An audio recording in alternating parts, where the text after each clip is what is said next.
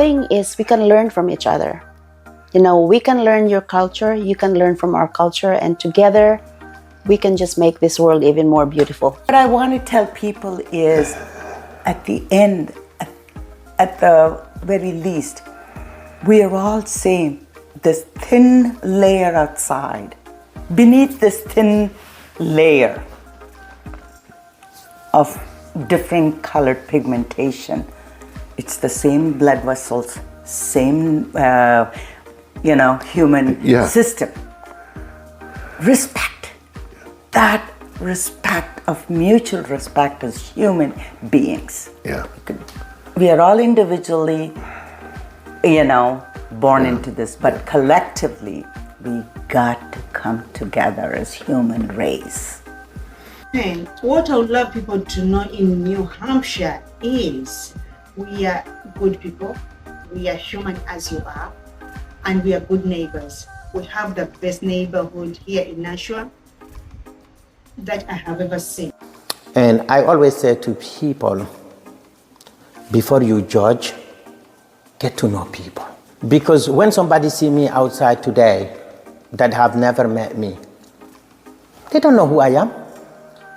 It's me, my behavior, my way, or them giving me that chance to approach, talk, get to know each other, that give that opportunity to say, okay, this person is this good person, or this person is this. But if you didn't take the time to know, because you heard somebody is an immigrant, or you heard an accent, or you see a color, or you heard somebody is a refugee, you judge them right away, or somebody is a Muslim.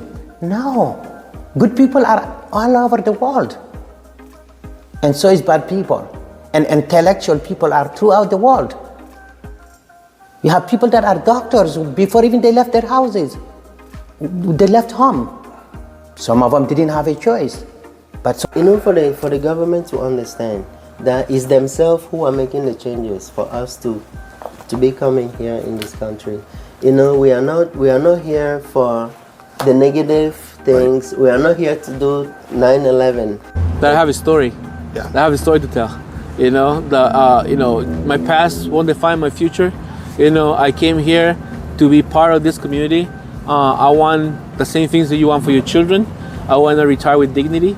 I want to make sure my neighbors can retire with dignity.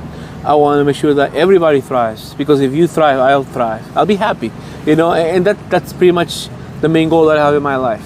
I'm not seeking recognition. I'm not seeking this. I just want to make sure that on my last day in this world, my kids will be like, that was my dad, and he did the best he could, coming from a country where they didn't have the same opportunity that the United States was able to give them.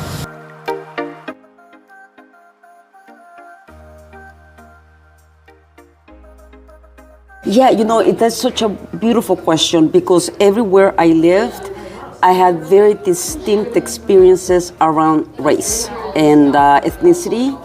Even in Ohio, Overland, Ohio, which is a very liberal, college, never mind Boston, okay? And I had heard stories about New Hampshire, live free or die, blue state, New Hampshire. And I tell you, I have been welcomed, and I have had a most wonderful experience with people. And I think it's because of this live free kind of feel to it that people just accept, all kinds of ways of thinking, ways of being.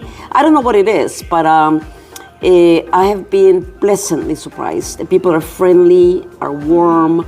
I've never felt, looked down upon. I've never have been made to feel uncomfortable. We are very thankful for everything, not only for people who are here currently in the United States, but also for the whole support that the United States providing to Ukraine. Maybe sometimes we're not perfect. And some people think that we're not rude, but I think it's our strong accent, the way how we communicate, and our relationship with our kids, and maybe we're more strict. But we're trying to do our best, and if you will see any refugee, no matter from which country, if they came here, they probably have a reason, not for themselves. They're not looking for the better life. Most of families that we are working, they came here for their kids. As the reality is, I've been working with refugees from 1996 when I came, because when we came, there was no BCNH, just one resettlement agency. They don't have any interpreters. So I was working and helping other people who came. And when they come, they all want to get a job, because the job will provide them more than benefits from state benefits. Right. So everybody wants to get a job, and they want to get education. So I would say 90% they're not takers. They're just givers. They pay taxes. They even, for the first job, they would take a job that Americans don't want. They would take hard jobs. So they're not takers, they're givers. And so I applied myself, and I say to people all the time, it's not easy even to move from Massachusetts to New Hampshire, forget about across the continent. So people are making a lot of efforts, a lot of sacrifice to learn the language, the cultural barriers, the weather. All those things come to play, and you are like literally struggling with a lot of things, trying to build your connection of friends and family, trying to adapt to the weather, trying to learn the language, trying to adapt to the food that you eat, right? So all these come to play. So yeah, to make you feel, okay, not only I am a contributor to this great nation and great community, but also they need to understand it hasn't been easy.